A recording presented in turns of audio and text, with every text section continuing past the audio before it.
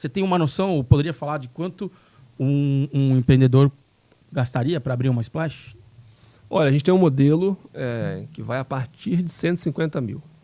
Já com a taxa de franquia, com todos os equipamentos, com o salgado, com as bebidas, embalagem. A primeira leva de produtos. Primeiro estoque, né? Enfim, loja montada de fato. Né? A partir de 150 Abre mil. a porta e começa a operar. Exato. E tem um modelo muito legal, inclusive para hamburguerias, que a gente tem o Store in Store. Então, exatamente, isso acaba otimizando em, de repente, operações que têm horários muito clássicos de funcionamento e que precisa ter outro agregado ao longo do dia ali. E aí a Splash entra também, né, nesses formatos menores e aí com produtos específicos também para esse tipo de operação. Mas o investimento, deixa claro, galera, depende do tamanho do ponto, Isso, é a depende partir da infraestrutura. Esse é um ponto bem sensível, não só na Splash, mas em todas as franquias, porque o empreendedor, né, o candidato a investidor ali, ele está analisando e ele fica ali friamente pensando no 150. E tem algumas variáveis ali que não dependem de mim nem dele. Muitas das vezes depende do ponto comercial, da infraestrutura, do tamanho. E aí o empreendedor ele é emocional no início, né? Ele quer montar uma loja linda, maravilhosa, espetacular. Nós vamos montar, mas também não pode empolgar muito porque existe um investimento que pode ser muito maior daquilo que estava proposto. E é muito louco, né? Vocês estão falando hoje de 60 lojas ativas. Isso. E lembrando, gente, passamos por uma pandemia, né? Exato. Sim. 6 anos com uma pandemia no meio. Então, a gente tem ali, sei lá, uns 47, mais ou menos. 40 e poucos. É gente pra caramba. Gente. Mas é 47 cabeças que pensam de um jeito sobre o negócio que ele está operando. Exatamente. Como lidar... Porque a gente aqui está falando no universo do hambúrguer e tem uma questão, né? Tem muita gente, o cara, ele é dono daquele negócio, aí ele quer dar a cara dele, sugestão, ó, vou dar um toquezinho aqui, vou mudar, aí começa a mudar o padrão, vira um Frankenstein. Como lidar com isso? Manter o padrão, e são várias pessoas, é o dinheiro delas também. Sim, exato. Que desafio? Como é que faz? Esse é o desafio. Esse é o desafio, né? Esse é o maior desafio, cara. Esse é o maior desafio. Quer falar um pouquinho? Esse é o desafio. Esse dói. Porque provavelmente todo mundo vai estar assistindo. Né? Vocês também. Não, é engraçado porque a gente, no início também, nós tínhamos essa impressão. Nós abrimos a primeira unidade ali na entrada da Avenida Paulista, né? E aí tem uma lanchonete, enfim, dessas bem paulistanas, assim, que é o Filhos da Fruta, que vende de tudo, né? 6 horas da manhã, à meia-noite, ele tá Clássico funcionando paulistano, ali. Clássico. Tudo esquina. Exato. E aí, logo no início, as vendas estavam abaixo da nossa expectativa. E aí o Lucas passava lá, ele olhava, ele... Não, na verdade, foi aí que tá, né? O funcionário virava e falava assim, Lucas, cara, mas olha só lá, tá ficando cheio.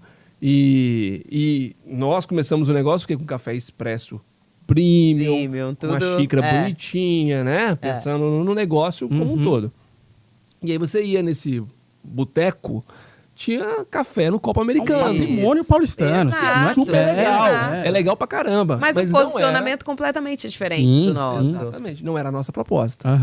E aí, galera, olha só. Isso fica uma dica, não só para franquia. Qualquer pra negócio. qualquer negócio. Você sempre vai olhar a grama do vizinho mais verdinha que a sua. Você vai olhar para aquele negócio do seu lado e você vai falar assim, nossa, mas ele tá vendendo calzone. Exato. Teve um franqueado uma vez que tinha um negócio de calzone do lado e eu falei assim, cara, mas ela tá bombando de vender calzone. Eu posso vender calzone na Splash? Eu falei, não. Para de calzone. Na minha cabeça. Você sabe quanto tempo que ele tá com essa loja? Quais foram as dores que ele passou para vender muito hoje? Né? Boa. Então, isso passou pela gente também. O funcionário virava pra gente e falava assim, Lucas, vamos vender o copo americano aqui, o cafezinho coado com copo americano. Eu falei, não é essa a proposta. Mas de tanto falar, eu falei, deixa eu lá ver desse cara. Eu fui lá, nesse boteco, e aí, cara, saí de lá, em resumo, saí cheirando peixe. Porque no momento que eu estava tomando... Às 10 da manhã já fritava o peixe também do café, almoço. Já fritava o peixe do almoço. Você sabe que às vezes esse cheiro de peixe não é nem fritando peixe, é o óleo mesmo. Que Também, que já passou por que tudo o óleo ali. tá com cheiro de peixe. Exato. Na coxinha, né? Exato. Mas enfim, aí quando eu volto para a loja, eu falo assim, não, a proposta não é essa. Né? Aí você tem que voltar para aquilo que você estava propondo desde o início. E a mesma coisa quando o franqueado, isso vale não só para a Splash, vale para qualquer rede de franquias. Por que você investiu nesse negócio? O que te chamou a atenção lá no início? Porque depois que você entra, tem algumas variáveis que vai te levar para um outro caminho, vai querer te levar para um outro caminho. Mas se você manter firme aqui, você consegue ter o resultado. Foi o que nós fizemos. A gente não colocou o copo americano com café coado, mantivemos ali o café expresso, premium, enfim, que na verdade faltava empenho nosso de divulgar, né, de atendimento. Né? A experiência mesmo do cliente para ter essa recorrência. Então, no nosso dia a dia, o desafio é trazer sempre o franqueado para essa lógica, assim, né? Olha, perceba quais são os pontos realmente que vão te favorecer no seu dia a dia ali junto com a sua equipe. Às vezes é a gestão, às vezes é o cara que ele entende que ele comprou o salário dele. E aí ele abandona, ele não aparece, né? Ele deixa lá na mão da equipe. E aí você não sabe nem como sua equipe está entregando o simples cafezinho. Qualidade, não vai para dentro da operação adianta. pra você entender o que está acontecendo. É isso. A equipe nunca, por melhor que seja, e tem muita gente boa, equipe boa. Tem. Mas não é. Não é a mesma coisa. Não adianta. Exatamente. Não é o... Então isso faz uma grande diferença. E aí o desafio cotidiano é trazê-lo para essa realidade. Que é normal, de novo, nós passamos por isso. Você achar que o que você está fazendo não é nem o que você está fazendo, achar que o seu produto é o problema. E o produto não é o problema. Na verdade, o problema talvez é o atendimento, é a qualidade que você está entregando esse produto, né, a divulgação na região e não, de fato, aumentar o seu mix. Exato. Porque o que acontece nesse momento? Aumenta o mix. Aumenta o mix, você tem mais estoque. Você perde a identidade, começa a perder a identidade. Você perde a identidade. E aí entende, nossa tem operação... mais estoque e aí... Não, e aí começa inúmeros problemas. Nossa operação é pequena, então o freezer já não comporta, sabe essas coisas? E aí você começa a criar problemas ali aleatórios. Mas aí, tipo, deve ter acontecido já. De repente você nem sabe, já tá vendendo. Né? Acontece. Alguém vai lá acontece. e já tá, botou batata frita com cheddar e bacon, sei lá. E olha que maravilha, a rede social, ela te ajuda em todos os sentidos, na maioria dos casos. E aí, como é que você... Tem um franqueado... Você aciona o contrato? Você fala, meu, no contrato você não pode. Não, a gente tenta entender com o franqueado o que está acontecendo, né? Tem um franqueado, vou dar um exemplo, fica mais fácil. Tá vendendo pão com ovo. Aonde está fazendo ovo? A gente não tem fogão, a gente não tem nada, não tem... Micro-ondas. Não tem coifa. Né? Então, ou seja, até para vigilância, enfim, micro-ondas. Então, ou seja, sem padrão nenhum, sem qualidade nenhuma, entregando um produto que não tem nada a ver com o nosso negócio.